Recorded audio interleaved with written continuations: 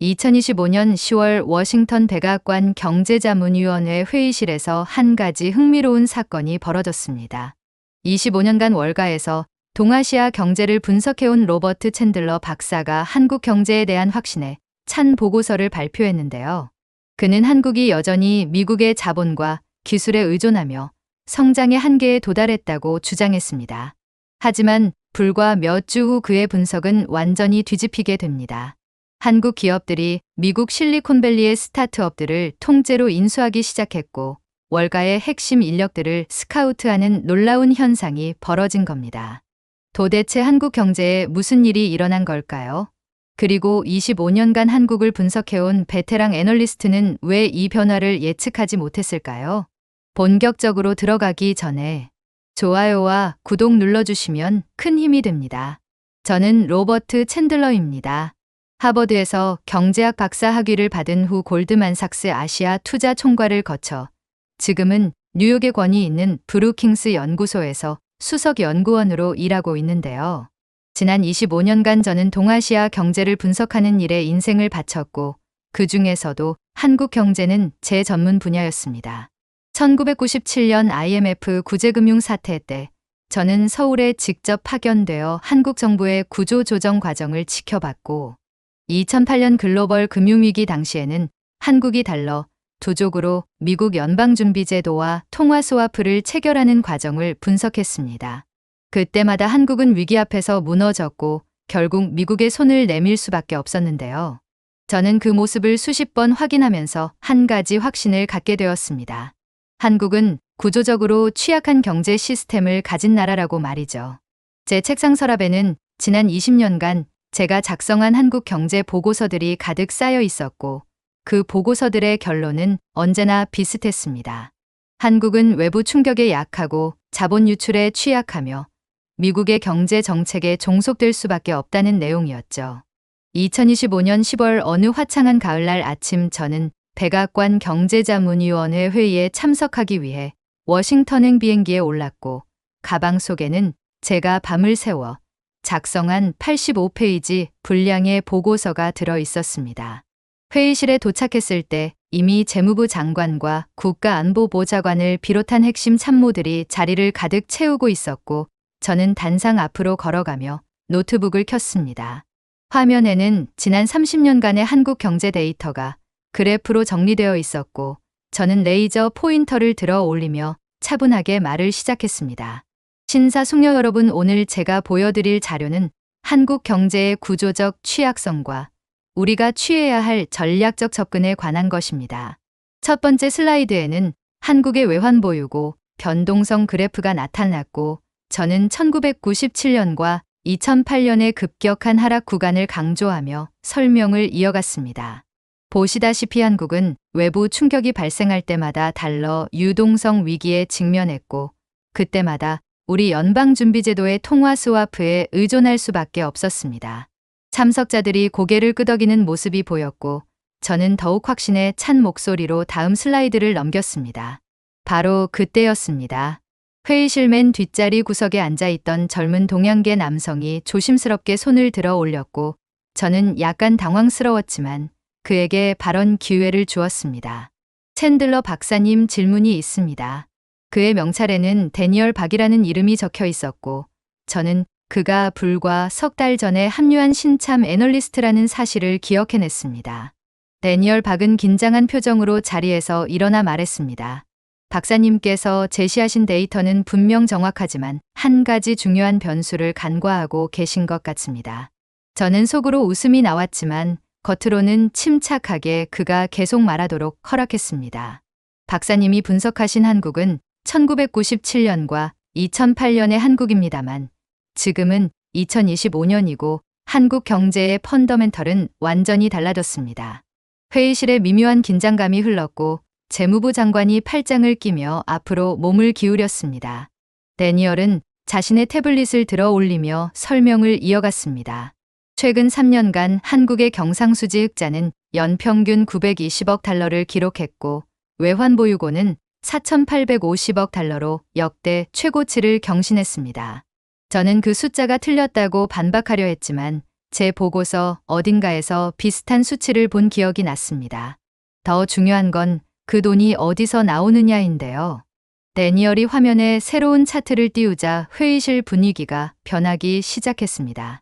그래프에는 K-팝, K-드라마, 웹툰, 게임, 화식품 등 문화 콘텐츠와 소비재, 수출액이 폭발적으로 증가하는 곡선이 그려져 있었고, 저는 그 순간 제가 무언가 중대한 흐름을 놓쳤다는 불편한 예감을 느꼈습니다. 저는 재빨리 반론을 준비했습니다. 박 애널리스트, 문화 콘텐츠 수출이 증가한 건 인정하지만 그건 일시적인 트렌드에 불과합니다. 한국 경제의 핵심은 여전히 반도체와 자동차 그리고 중화공업이고, 이 분야들은 중국의 추격과 미국의 기술 우위 앞에서 결국 한계에 부딪힐 겁니다. 회의실 분위기가 다시 제 쪽으로 기울었고 몇몇 참석자들이 고개를 끄덕였습니다. 하지만 데니얼은 물러서지 않았습니다. 박사님 말씀이 맞다면 왜 지난 6개월간 한국 기업들이 실리콘밸리의 유망 스타트업 17곳을 인수했을까요?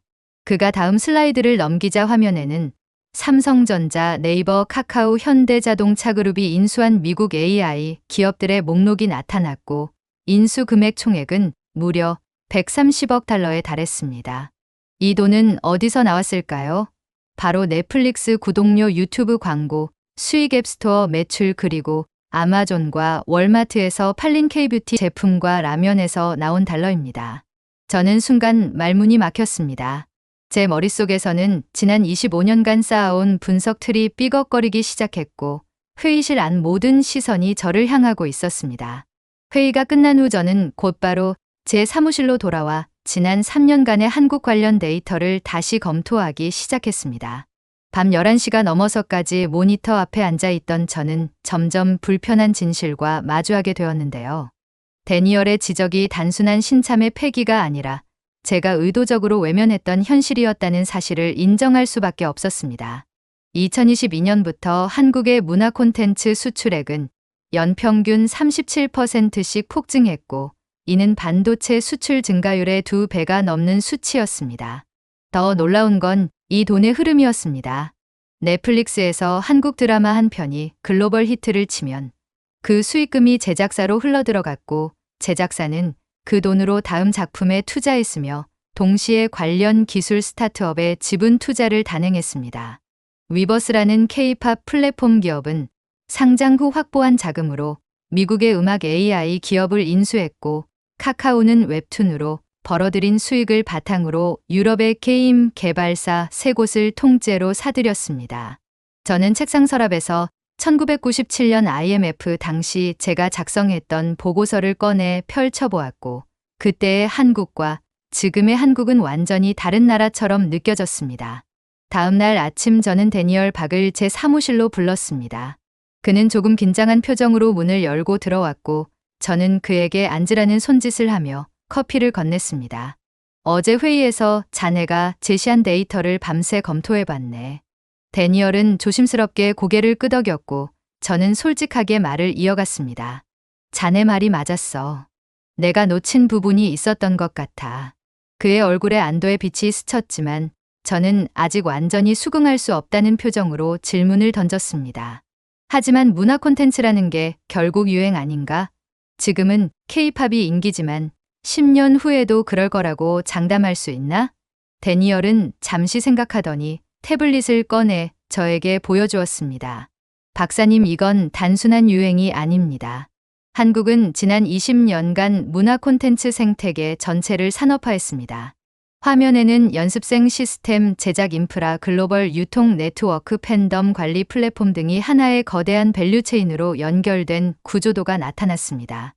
이건 할리우드나 브로드웨이처럼 100년 이상 지속될 수 있는 시스템입니다. 저는 그 말을 듣는 순간 깨달았습니다. 제가 분석했던 건 숫자였지, 그 숫자 뒤에 숨은 시스템은 보지 못했다는 사실을 말이죠. 저는 데니얼에게 물었습니다. 자네는 어떻게 이런 변화를 포착할 수 있었나? 그는 잠시 망설이다가 조심스럽게 대답했습니다. 저는 한국계 미국인 2세입니다. 어렸을 때 부모님은 한국을 가난하고 의존적인 나라로 기억하셨지만 제가 본 한국은 달랐습니다. 데니얼은 자신의 경험을 털어놓기 시작했습니다. 대학 시절 친구들은 모두 BTS 노래를 들었고 기숙사 식당에서는 신라면과 불달볶음면을 먹었으며 주말마다 넷플릭스에서 한국 드라마를 정주행했습니다. 졸업 후 실리콘밸리에서 일할 때는 동료 개발자들이 카카오톡 이모티콘을 부러워했고 네이버 웹툰 플랫폼의 UI를 연구했습니다. 저는 그의 말을 들으며 제가 얼마나 현장에서 멀어져 있었는지 깨달았습니다. 박사님은 고고서와 통계로 한국을 보셨지만 저는 일상에서 한국을 경험했습니다. 숫자 뒤에 진짜 사람들이 있었고 그들의 소비 패턴이 바뀌고 있었습니다. 데니얼의 목소리에는 확신이 담겨 있었습니다. 이건 단순한 경제 현상이 아니라 문화적 전환이었고 그 전환의 중심에 한국이 있었습니다. 저는 창밖을 바라보며 생각에 잠겼습니다. 과연 지금 이 순간에도 제가 놓치고 있는 변화는 또 무엇이 있을까요? 그날 오후 저는 월스트리트 저널 경제면을 펼쳤다가 한 기사에 시선이 멈췄습니다. 삼성바이오로직스 미국 mRNA 백신 스타트업 18억 달러의 인수라는 헤드라인이 눈에 들어왔고 저는 기사를 정독하기 시작했습니다. 인수 자금의 출처를 추적해보니 삼성전자가 지난 분기 반도체 수출로 벌어들인 수익과 삼성물산이 중동에서 수주한 플랜트 대금, 그리고 삼성생명이 운용하는 해외 투자 펀드가 복합적으로 얽혀 있었습니다. 하지만 더 흥미로운 건 그 다음 문단이었습니다. 삼성 측은 이번 인수가 K바이오 육성 정책의 일환이며 향후 글로벌 헬스케어 시장에서 한국 기업들의 입지를 강화하기 위한 전략적 투자라고 밝혔다는 내용이었죠. 저는 스마트폰을 꺼내 포털 사이트에 한국 기업 해외 인수합병을 검색했고 지난 6개월간의 뉴스 목록이 화면을 가득 채웠습니다. 현대자동차 그룹은 보스턴 소재 로봇 기업을 인수했고 LG에너지 솔루션 배터리 소재 업체를 사들였으며 SK하이닉스는 독일 반도체 장비 회사 지분 49%를 확보했습니다. 제 손가락은 멈추지 않고 스크롤을 내렸고 그 순간 저는 깨달았습니다. 이건 개별 기업들의 산발적인 움직임이 아니라 국가 차원의 전략적 공세라는 사실을 말입니다. 저는 더 깊이 파고들기로 결심했습니다. 브루킹스 연구소의 데이터베이스에 접속해 지난 3년간 한국 기업들의 해외 직접 투자 패턴을 분석하기 시작했고 그 결과는 제 예상을 훨씬 뛰어넘었습니다. 2023년부터 2025년까지 한국 기업들이 북미와 유럽에서 집행한 인수합병 총액은 무려 470억 달러에 달했으며 이는 같은 기간 일본 기업들의 2배, 중국 기업들의 3배에 해당하는 규모였습니다. 더욱 놀라운 건 인수 대상의 선택이었습니다. 한국 기업들은 단순히 규모가 큰 회사를 사들이는 게 아니라 미래 기술의 핵심이 될 분야를 정확히 겨냥하고 있었습니다. 양자 컴퓨팅 분야에서는 네이버가 캐나다 스타트업을 인수했고 차세대 배터리 기술에서는 포스코가 호주 리튬 광산 채굴권을 확보했으며 우주항공 분야에서는 한화그룹이 미국 위성통신 업체의 지분 62%를 매입했습니다. 저는 화면을 응시하며 중얼거렸습니다. 이들은 지금 10년 후, 20년 후를 내다보고 움직이고 있어. 그리고 그 자금줄을 거슬러 올라가 보니 결국 K콘텐츠와 K푸드 K 세계 소비자들에게서 벌어들인 달러가 첨단 기술 투자로 흘러가고 있었던 겁니다. 저는 의자에 깊숙이 몸을 기댄 채 천장을 올려다보았습니다. 48시간 전만 해도 저는 백악관 회의실에서 한국 경제의 취약성을 역설하고 있었는데 지금은 정반대의 결론을 마주하고 있었습니다. 제 머릿속에서는 질문 하나가 맴돌기 시작했습니다. 도대체 언제부터 이렇게 된 거지? 저는 타임라인을 재구성하기 시작했습니다. 2012년 사이에 강남스타일이 유튜브에서 10억 뷰를 돌파했을 때 월가의 애널리스트들은 그걸 단순한 밈으로 치부했고 26년 넷플릭스가 한국 드라마에 투자하기 시작했을 때도 우리는 별 관심을 두지 않았습니다. 2018년 BTS가 빌보드 차트 정상을 차지했을 때 저는 그저 10대들의 일시적 열풍이라고 생각했고 2020년 기생충이 아카데미 작품상을 받았을 때도 문화적 이벤트일 뿐 경제적 의미는 크지 않다고 판단했습니다. 하지만 그 모든 순간들이 사실은 거대한 변화의 신호탄이었던 겁니다. 저는 노트북을 열어 2012년부터 2025년까지의 한국 문화 콘텐츠 수출의 그래프를 그려보았고, 완만하게 시작된 곡선이 2020년 이후 거의 수직으로 치솟는 모습을 확인할 수 있었습니다. 그 순간 저는 깨달았습니다. 제가 놓친 건 단순히 몇 가지 데이터가 아니라 세상을 보는 관점 자체였다는 사실을 말이죠. 저는 결심했습니다. 직접 한국에 가서 현장을 확인해야겠다고 말입니다. 다음 날 아침 저는 인천행 비행기 표를 예약했고 데니얼에게 동행을 제안했습니다. 자네가 옳았는지 내가 옳았는지 직접 눈으로 확인하고 싶네. 데니얼은 기꺼이 동의했고 우리는 일주일 후 인천공항에 도착했습니다. 공항에서 나오자마자 저는 이미 변화를 감지할 수 있었습니다.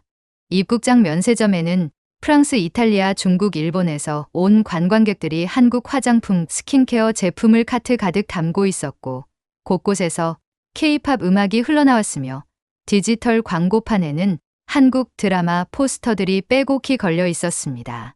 우리는 서울 강남으로 이동했고 삼성전자 본사를 방문하기로 했습니다. 약속 시간보다 30분 일찍 도착한 저는 로비에서 기다리며 주변을 관찰했습니다.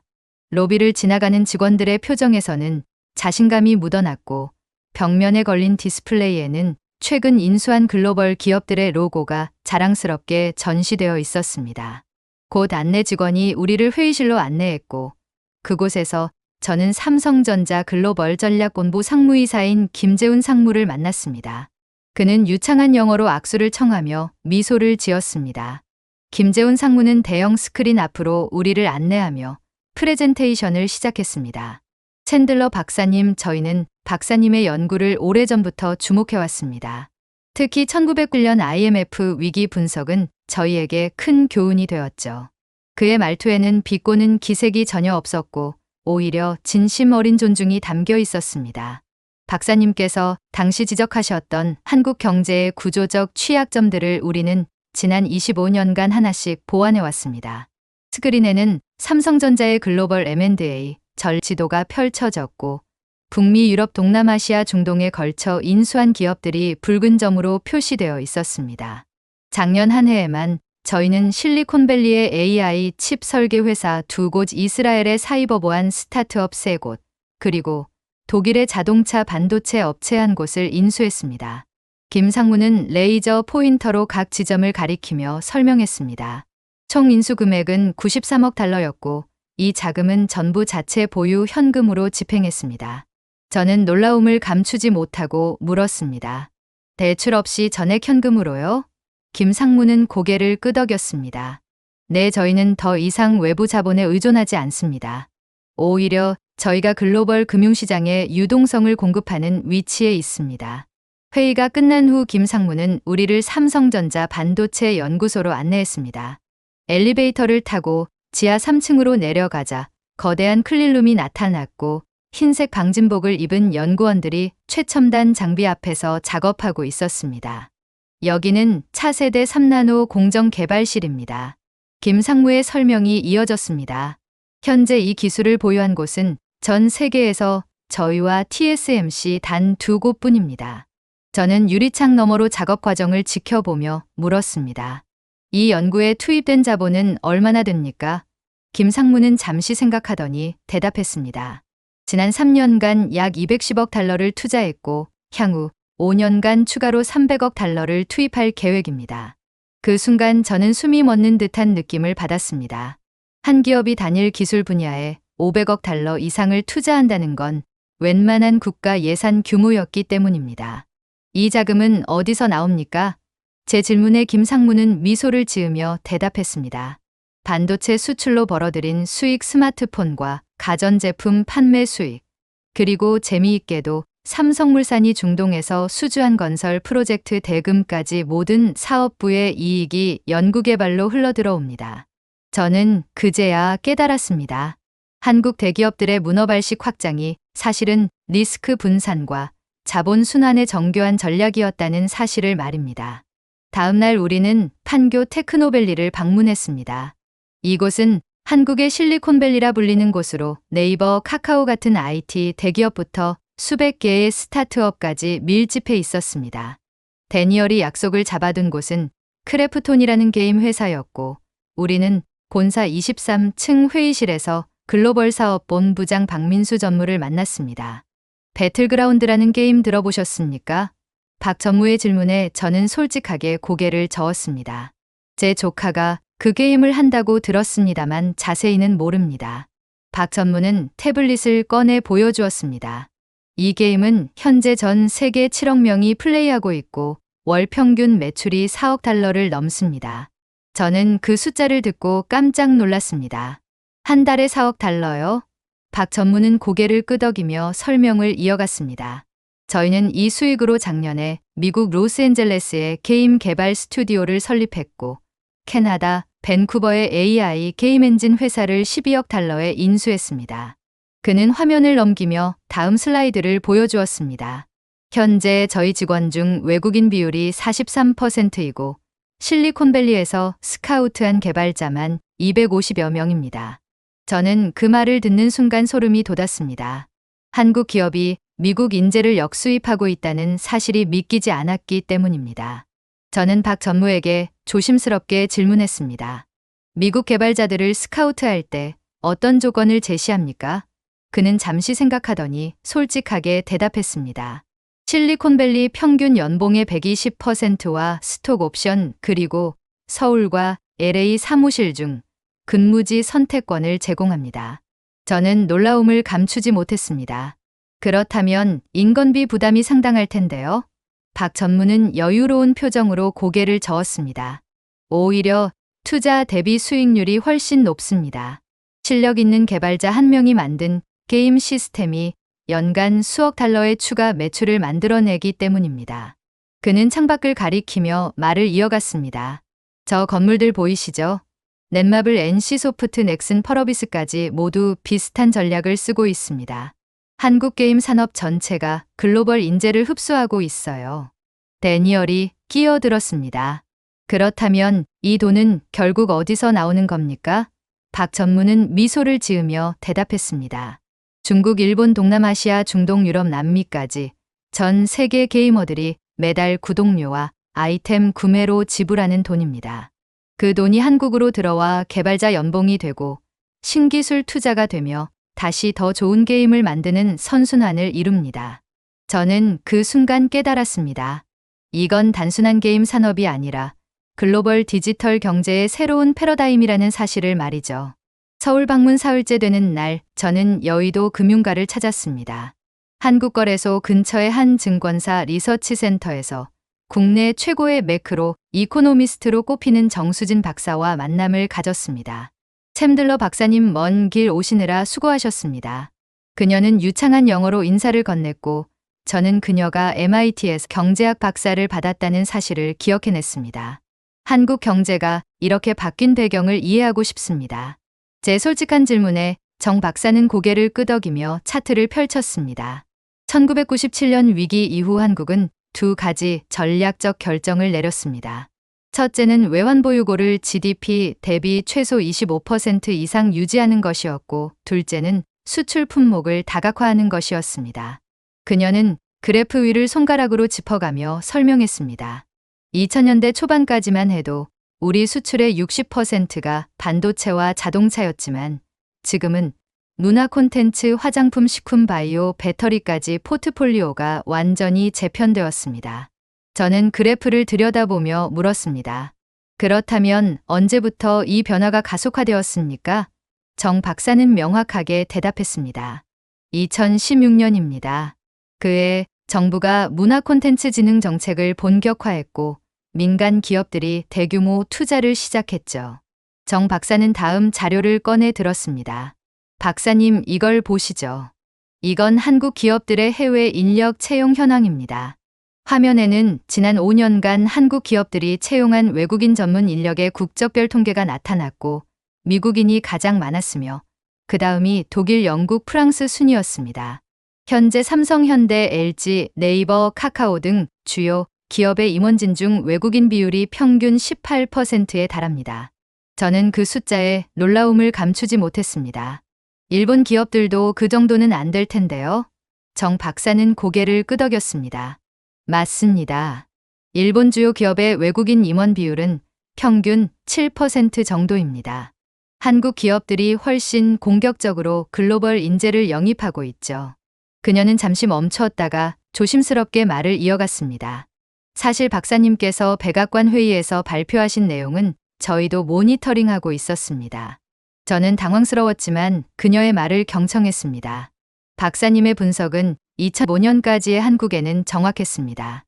하지만 그 이후 10년간의 변화를 반영하지 못한 거죠. 그녀의 목소리에는 비난이 아닌 안타까움이 담겨 있었습니다. 저희는 박사님 같은 영향력 있는 분들이 업데이트된 정보를 갖고 계시길 바랍니다. 서울 체류 마지막 날 저녁 데니얼과 저는 한강변의 한 카페에 앉아 있었습니다. 창밖으로는 형형색색의 불빛으로 장식된 고층 빌딩들이 보였고 한강 위로는 유람선들이 천천히 지나가고 있었습니다. 박사님 이번 방문으로 생각이 바뀌셨습니까? 데니얼의 조심스러운 질문에 저는 한참 동안 침묵했습니다. 솔직히 말하면 충격을 받았네. 내가 본 한국과 실제 한국 사이에 이렇게 큰 간극이 있을 줄은 몰랐어. 저는 커피잔을 들어 한 모금 마시며 말을 이어갔습니다. 자네 말이 맞았어. 나는 숫자만 봤지 그 숫자 뒤의 사람들과 시스템은 보지 못했어. 데니얼은 조용히 고개를 끄덕였고 저는 창밖을 바라보며 생각을 정리했습니다. 1997년 IMF 때 내가 서울에 왔을 때 이 도시는 절망에 빠져 있었어. 거리는 어두웠고 사람들 표정에는 불안이 가득했지. 저는 지금의 서울 야경과 당시 기억을 비교했습니다. 하지만 지금 이 도시는 완전히 다른 에너지를 뿜어내고 있어. 자신감과 창의성이 거리 곳곳에서 느껴져. 바로 그때 옆 테이블에 앉은 젊은 한국인 청년이 노트북을 펼치고 화상회의를 시작했고 유창한 영어로 뉴욕의 투자자들과 스타트업 투자건을 논의하는 모습이 보였습니다. 뉴욕으로 돌아온 저는 곧바로 보고서 작성에 들어갔습니다. 하지만 이번엔 달랐습니다.